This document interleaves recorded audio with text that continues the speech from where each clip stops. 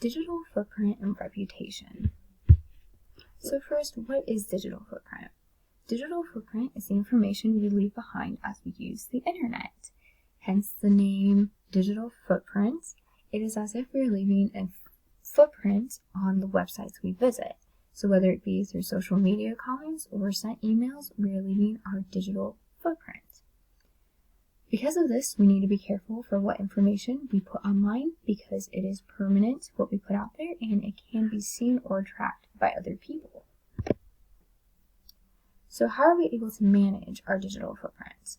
First of all, Google yourself. This is a great way to find out what has been put out there about yourself, whether it's things you're aware of or unaware of. It gives you great feedback so you know what information has been put out online about yourself. We need to be kind online. As a future educator, I need to be able to teach my students that you need to be positive and encouraging on the internet rather than doing negative things such as cyberbullying. So being kind online is a very important way for me to show my students to manage their digital footprints. Protecting personal data. This means by not giving out personal information such as addresses, phone numbers, passwords, or bank card numbers.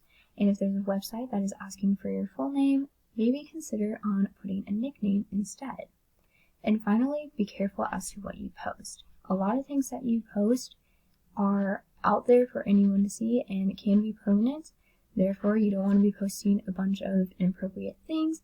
Instead, post some positive things and encouraging things and just think before you post. Finally, your duty as a digital citizen. Stay safe online, be kind online, respecting copyright and using others' works correctly. So if you're using somebody else's works, make sure you know how to cite those correctly.